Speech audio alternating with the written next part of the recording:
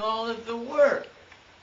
Well, what separates them? I mean, sure, there's maybe a few of them working, but they are there also listening to Jesus Christ and what he is saying.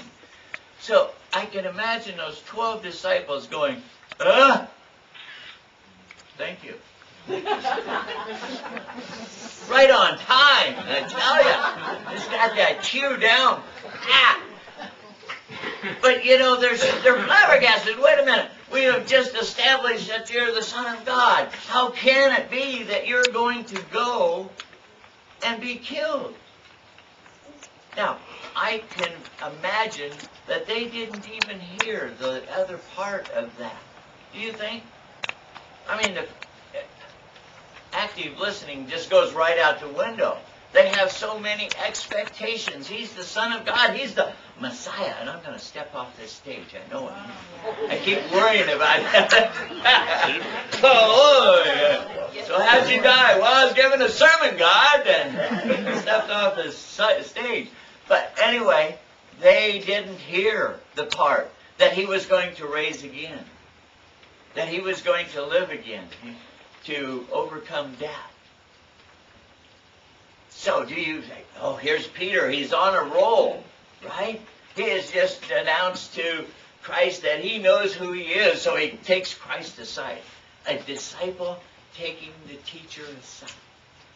How presumptuous is that? But that's Peter, isn't it? Peter's in the boat.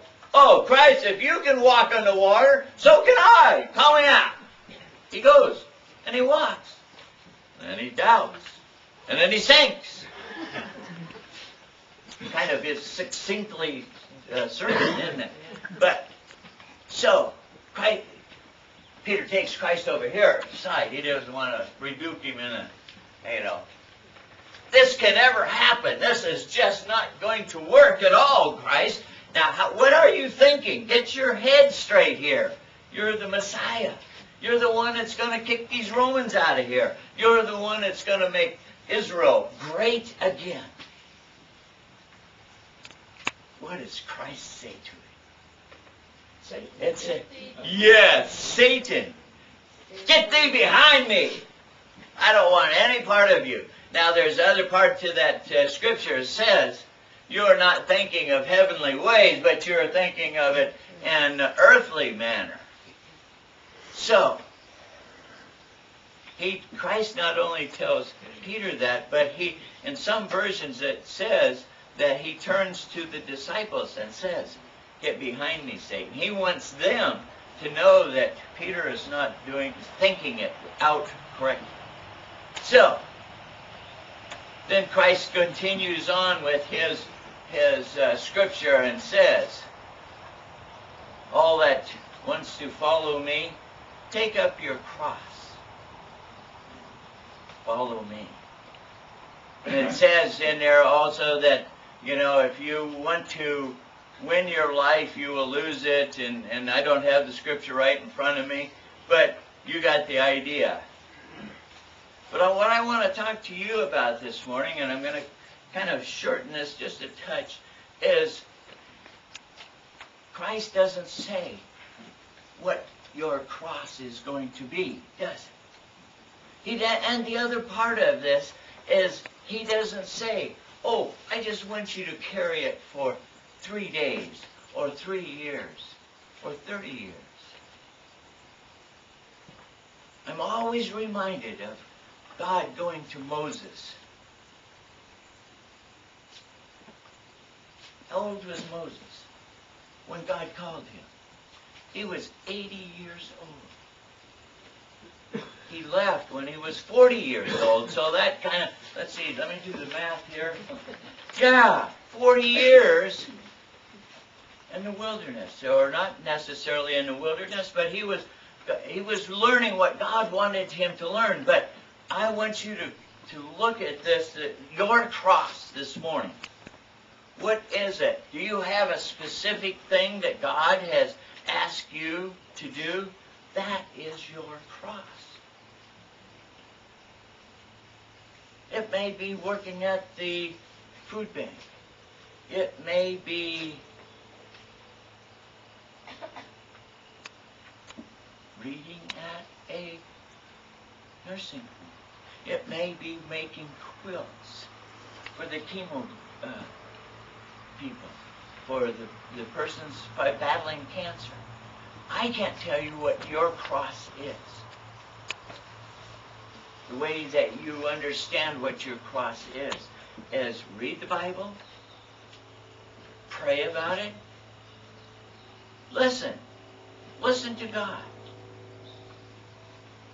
Have you ever been watching that one commercial where that guy comes on and, we take care of the kids all around, and if you send me $68 a month, you'll get a picture and description, and by golly, we'll just get you in touch with this poor person. Oh, it's an airplane. I thought it was another bee. Big bee. Maybe. Anyway, what is it that God is... And anyway, does that tug on your heart? I think we're kind of all gotten a little calloused over about that, no? Aren't we? But we know the front porch folks. We know them personally. We know that they take care of kids. Africa University, through the offering that you give to this church, part of that offering goes to help support Africa University, which helps make sermons. Preachers out of these guys. Golly. Anyway, I can't tell you how you're going to get to work, how it is that you will do something. When I first started in as lay speaker, I would come up with these outlandish ideas, and I would go to the preacher and I'd say, Pastor Al, I have this awesome thing that I have come up with, and it will help our church grow, and it will just be the best thing since peanut butter. Pastor Al says, go for it, boy. And it would flop. And I'm going, oh no, what am I doing? What am I doing wrong, God? I'm sure that you gave it to me. But was it really something? What's that, Chuck? I told you, God. Yeah, I told you. Yeah, this would work. But it wasn't all failures. There's some successes in there. And when you have the successes, you look and you say, wow, I can see where God had his hand in that part of it. That's what you want to look for. Look for God's hand. Pray for God's guidance. And just read the Word. Take care of the poor. I've got several examples of people doing that. You guys remember Charles Carroll on the road? Nobody? There's one. Yeah. Several of us went through that whole, I don't know what he was on, 20 years? Something like that. Anyway, Charles Carroll would go and find different stories about people in different areas, and wow.